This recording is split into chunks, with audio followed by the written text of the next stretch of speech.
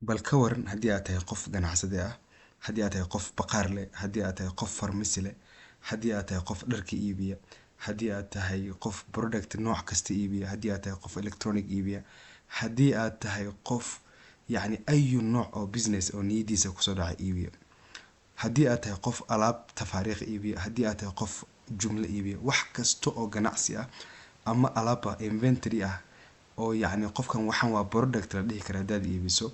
bal ka waran haddaan kuu sheego inuu jiro system yar oo fudud oo xisaabahaaga iyo howlahaaga iyo ayagoo dhammaystiran kuu kala jarayo, adigana aadan u baahnayn wax howl inaad qabato, keliya aad u baahan tahay inaad mar noloshaada ka mid ah aad alaabtaada systemka gashato, kadib xisaabtaadii kala jaro. maxaa la yirahdaa haddii ay wax kaa baxeen, yacni wax loo yaqaan expenseska ka jaro xisaabtaadii guud, dakhligaaga kuu sheega, bilihii warbixintaada kuu siiya, maalinla kuu siiya, excel kuugu diyaariya. yacni waxaa is leedahay waa ganacsigaagii maamulkiisa ahaa oo dhan oo dhammaystiran. dabcan waa rajeynaya qof kastoo anaga inaga mid ah system noocaas inuu rabi lahaa. bal kaali maanta soo raaca, waxaan rabaa inaan ku tuso wax loo yaqaano Nuno Enterprise Management System. halkaa markaa imaadid haddaad names ku qortid waxa kuu soo baxaya systemkeena cajaa'ibta ah. systemkeenan cid kasta wuxuu ka saacidayaa in yacni ay si qurux badan ganacsigeeda u maareyso. waa system yacni iska maxaa la yiraahdaa si fiican u design gareysan. haddaad rabto aad computer ku isticmaali karto, haddii aad rabto aad mobile ku isticmaali karto. wajahada kore ee systemkeena qaabkan ayuu soo baxayaa. haddii aad ganacsi tahay waxaad u baahanaysaa marka hore inaad xagga register ku dhufato, kadib magaca ganacsigaaga aad geliso wuxuu u yahay. tusaale magacaaga gelinaysa, haddii caasha lagu dhaho waxaad dhihi kartaa, ama haddii maxamed lagu dhaho, wax un haddii lagu dhaho magacaaga baa meeshan ku buuxinaysa. magacaaga markaa ku buuxis enterprise namekaagi, shirkadaadi, ganacsigaaga magaceedii baad halkan gelinaysaa. tusaale waxaan iskaga qor kadib, ama haddaanba halkan ku qoro kaba soo qaad koolo, haddaan ku qoro xaggan haddaan imaado gmail baad gelinaysaa, gmail.com baa leedahay. xaggaas markaa gmailkaaga gelisid, xaggan password baa gashanaysaa inta adiga doontid, isla passwordkii aad samaysay ayaa xaggan ku celinaysaa. kadib create account baa ku dhufanaysaa. create account markaa ku dhufatid, mar walba waxaa xasuusanaysaa keliya emailkaagi iyo passwordkaagi. xaggan baa imaanaysaa. xaggan markaa imaad already waa ujeedaa wuu soo galay, laakiin waxaan sameynayaa midaan aan hore kusii isticmaalayay ayaan ku galayaa. kadib waxaan leeyahay markaa adiga emailkaaga iyo passwordkaaga soo samaysatid, xaggan baad gelin doontaa emailkaaga, xaggan baad imaanaysaa, passwordkaaga baad gelinaysaa, sign into workspace baa leedahay. kadib waxaa kusoo bixi doona systemkeena caalamiga ahaa. systemka qaabkan buu kugu soo baxayaa.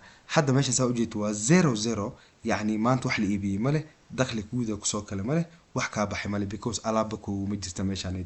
halkan baad imaanaysaa. marka systemkani wuxuu leeyahay meelo kala duwan oo yacni ganacsiga lagu maamulo. halkan inventory ku qoran tahay waa meeshii alaabtaadii aad kasoo gelin lahayd systemka. halkan point of sale ku qoran tahayna waa alaabtii aad soo gelisay meeshaad ku iibin lahayd. accounting waa meesha dakhligaaga iyo xisaabtaada aad kala socon lahayd. reportkana waa meesha reportkaaga ka arki lahayd.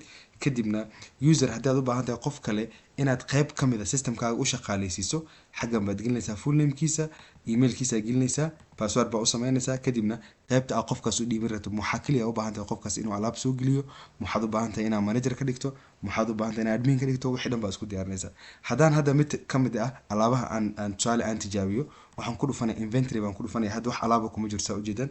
kadib waxaan imaanayaa meeshaasay ku qoran tahay add product, alaab soo geli.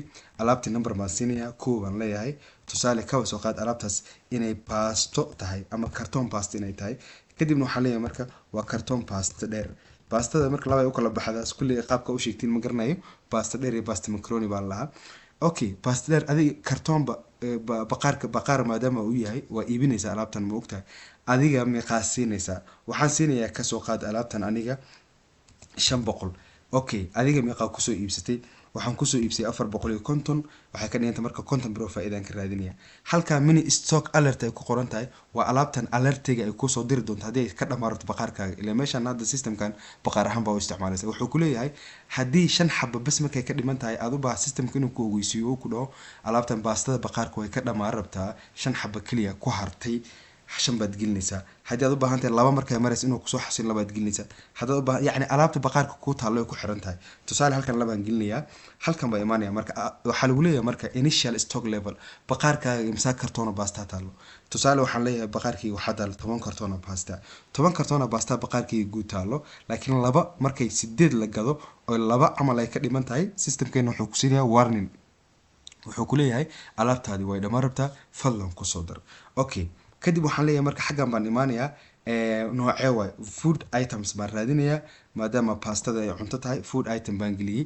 halkan waxaa ku jira wax kasta oo ganacsi magaciisa sheegtay, wax kasta package saa ujeedid, baqaaradii baa ku jira, agriculturalkii baa ku jira, bajaajadii baa ku jira, automotive baa ku jira, bags, bakery, beauty, beverage, books, yacni wax kasta oo ganacsi sheegta magaciisa oo dhan baa ku jira.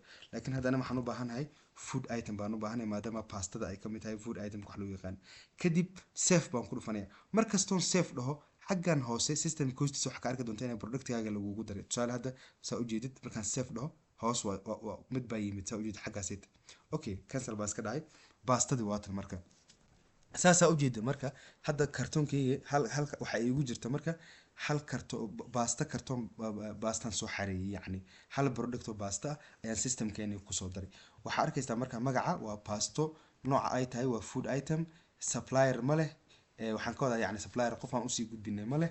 tusaale waxaan aniga siinayaa 540 baan soo siistay, kadibna aniga waxaan siinayaa 500 oo 50 baan ka raadinayaa, kadibna baqaarka 10 baa ku jirta. marka saa ujeedid 10kan imse isku noqonaysaa 5400. yacni waxay ka dhigan tahay waa alaabtan ku taala baqaarka 10ka xabo ah oo qiimaheedana uu joogo maxaa la yiraahdaa 500 marka lagu dhufto 5400 bay noqonaysaa. ujeed waa 540 lagu dhuftay maxaa la yiraahdaa 10kan, kadib 5400 bay ku noqonaysaa. halkaas marka waxaa ku xisaabsan kartaa alaabtaadii inta kugu jirta. xaggan healthy baa kugu qoran because alaabtan weli waa caafimaad qabtaa. laakiin markaan 8 xabo gado oo 2 xabo kaliya ay dhiman tahay, warning buu ku siin doonaa. halka marka alaab baa laga soo geliya. mar labaad baa alaab ku daraya. tusaale saad u aragtaan hadda waxaan leeyahay alaabtan numberkeedu waa 2. waxaan soo gadayaa tusaale basta maadaama aan gaday, haddana bariis baan soo gelinayaa. waxaan leeyahay marka waa bariis nooc ma laha umayna kuley bariis fino bay Soomaalida dhahdaa marka qaar. bariis fino ayaan leeyahay. kadib waxaan imsaa siinaysaa adiga imsaa iibinaysaa 200 baan leeyahay. tusaale imsaa kusoo iibisay 150 baan kusoo iibsaday. baqaarka markay 2 xabo igu hartay isoo dir, isagana imsaa taasha, isagana waxaa taalaa 5 xabo aan dhaho tusaale. okay, safe product markaan dhaho gadaal baad ka arki doontaan uu ku daraya safe product baan dhahay xaggaas uu kusoo daraysaa ujeedaan. cancel baan leeyahay. xagga marka waxaa igu jiro bariis basto. bariis basto markay igu jiraan saa ujeedid waa bariis maadaama uu halkan yahay waxaanan bedelin maxaa la yiraahdaa bajaj and vehicles baan ka dhigay product magaciisa maanan bedelin. laakiin waa iska caadi maadaama tusaale hadda idinku tusayo bariis maadaama uu halkan yahay. kadibna bariiska aniga waxaan siinayaa marka 150 baan kusoo iibsaday, 200 na waan siinayaa. marka 200 lagu dhuftay 5 waa 750. halkaasaad ka garanaysaa marka yacni baqaarka guud alaabta kugu jirta. halkan haddana imaado dashboardka wuxuu xisaabin doonaa baqaarkaaga alaabta kugu jirto dhan lacagtooda la isku dardaray inta ay la eg tahay. tusaale waxaa waaye xaggan markaan imaado inventoryga imow waa 5400 lagu daro 750. halkan waxaad ka aragtaa waa 6150. yacni waa baastadii iyo bariiska qiimahooda la isku daray baqaarkaaga totalka guud lacagta ku jirta waa intaas buu ku leeyahay. marka waxaan rabaa mid kamid inaan iibiyo. tusaale waxaan imaanayaa marka point of sale, bariis iyo caanaha halkan iisoo galay. waxaan u baahanahay baastada inaan iibiyo. markaan click siiyo halkan buu iimaanaysaa ujeedid. markaan click siiyo waa ii iimaanaya. marka waxaan leeyahay imsaaxa baad u baahan tahay baasta ah, halkan baad ku dari kartaa. haddaa hal u baahan tahay, haddaa laba u baahan tahay, plus iyo minus baa kala jirta inta kartooneed u baahan tahay. tusaale waxaan u baahanahay 2 kartoon oo baasta ah maadaama 500 la siinaya xabadka baastada. halkan ugu jeedaa halkan waa 500 10 unit baqaarkana 10 xabo 10 kartoon oo baasta taalo. marka halka markaan proceed to payment aan ku dhufto labada xabo baastada waxay isku noqonaysaa marka kun riyaal bay isku noqonaysaa. haddaan click siiyo saa ujeedid kadib wuxuu leeyahay marka 10,000 ma ku qanacsan tahay. baan leeyahay finalize. markaan hammer click siiyo marka click baan siin waan sugi waxay soo bixi doona marka receipt kan lacagta ku iibsaday bay soo bixi doona. hal mar click baan taabanaya kadib receipt-kayga bay soo baxaysaa ujeedid. totalka waxaan iibiyay waa 10,000. 10,000 waxay ka dhiganta marka waa 2 times 500 waa 2 xabo baasta oo lagu dhiftay 500 waxay ka dhigan tahay marka waxaan rabaa sorry waxaan rabaa waa ku real marka maadaama ay sax tahay bas waxaan leeyahay marka new cell marka meesha waa ka baxaya hadda marka maadaama baasta iibi already baastada baqaarka 10 baa ku jirta labaan iibi halkan maxay usoo qormay 8 unit yani labaad iibisay ka dhigan tahay 8 baa ku soo hartay marka 8 baa baqaarka kugu soo hartay okay marka halkan markaan imaado accountingka waxaan arki doonaa marka waxaan iibiyay iyo faa'iidada maanta waa ku real saa u jeedid waa ku real kun ka real maxay tahay waa 2 times laba xabo baasta ah ayaad maanta iibisay xabadina 500 baa la siiyaa saa daraadeed ku real baad haystaa accountingka wixii faa'iidada dakhligaaga ayaad ka ogaanaysaa marka okay inta marka imaado damar labaad waxaan gadiyaa marka briiski baan gadiyaa waxaan ku dhufanayaa point of sale meesha ku qoran tahay point of sale markaan click siiyo hadda waxba iima dooran midaan u baahanahay markaan click siiyo ayuu qiimaha ii soo baxaya briis baan u baahanahay 200 baa ii soo baxay briiska maadaama 5 xabo ku jirto waxaan rabaa inaan ku tuso soo dhamaan doono hadda meesha waxaa ku qoran 5 unit baa ku qoran 5 xabo kaliya okay waa ku wadayaa marka maadaama aad laba marka ii soo harto uu isiinay maxaa la yiraahdaa warning waa arkaynaa marka warning inay shaqeyni maadaama xabadii la siiyo 200 waxa aan gadinay 3 yihiin marka wuxuu ku leeyahay waa 600 okay waa gaday marka waxaan leeyahay marka 600 ma saxba ha finalize to sell baan leeyahay okay markuu ii soo saaro marka receipt baan qiimihiisa ka fiirinayaa kadib inuu warning isiinay in kale ayaynu arkaynaa marka okay xaggan aan ku dhufanaya marka waxaan leeyahay finalize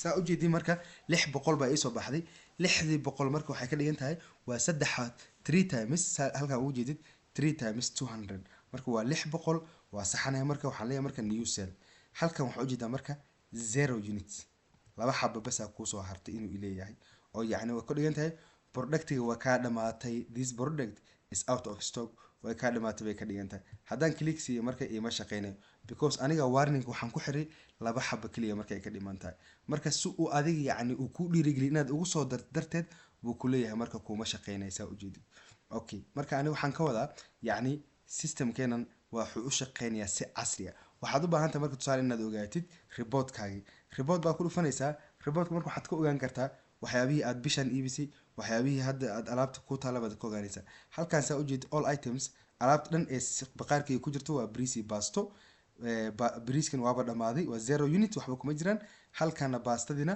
waa waxay ka dhigan tahay marka 8 unit baa igu hartay okay 8 unit baa igu hartay buu ku leeyahay markaan sales ku dhufto waa ka marka reportki yani period of revenue waxa la gaday waa intaan waa 600 iyo ku real briiska lamar baan gaday gacanta iga dhacday waan kara la gelinaya maadaama dhagdhagsi that's why uu leeyahay 0 unit waxba kuma harin buu leeyahay markaan finalize ku dhufanay baa lamar gacanta ku dhuftay min 600 baa la iibiyay marka inventory asset alaabta maxaa ku jirta baqaarka dhan waxaa ku jiro laba item baa ku jirta maxay kala yihiin briis iyo pasta baa ku jirta pastada maxaa hartay 8 baa hartay 8 yacni kartoon baa hartay laakiin briiski waa dhameynay bay ka dhigan tahay marka totalka marka saas uu ku noqonaya marka total stock unitka aan baqaarka gelinay iyo on handiga meesha ku baxay wuxuu isku ahaa marka 8daas baa hadda kaliya baqaarka ku jirta because wixii kale waa bixin bay ka dhigan tahay marka profitka maxaa ku soo galay loss khasaaraha profitka marka wuxuu noqonayaa marka waa maxay waa inventory wholesale lagu dhuftay goods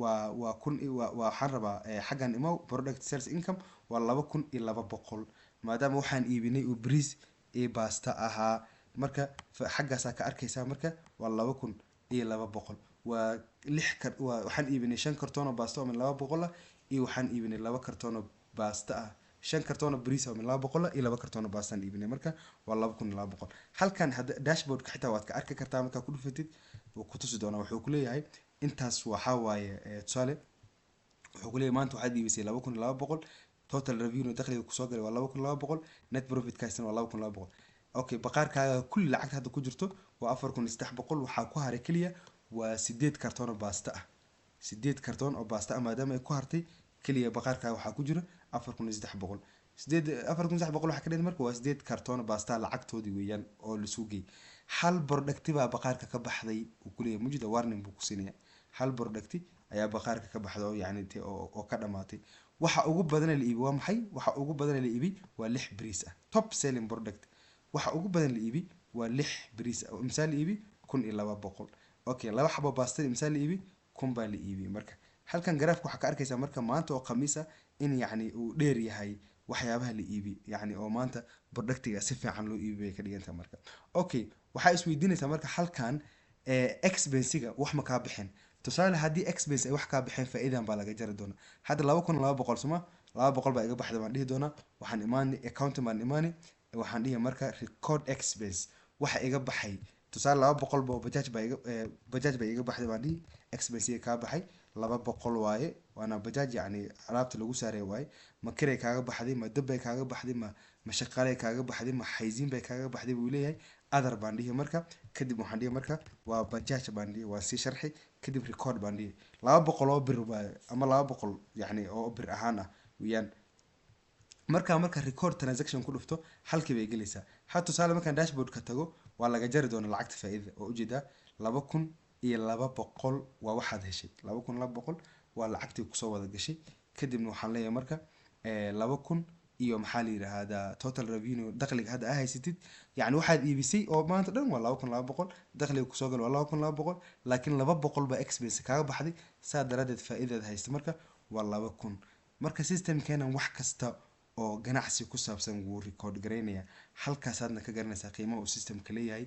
meel walba oo dunida aad ka joogtin systemkan waa isticmaali kartaa khidmad yar oo free ah oon isdhihi karo waaba free baan kaa qaadinaa.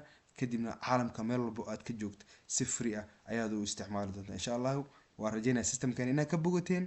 haddii aad ka hesheen bal commentiga inoogu soo warbixin insha allah. asalaamu calaykum. halkaa naga daawanaysan waa Nuno Academy. fadlan channelka subscribe saar aad baa u mahadsantiin. asalaamu calaykum.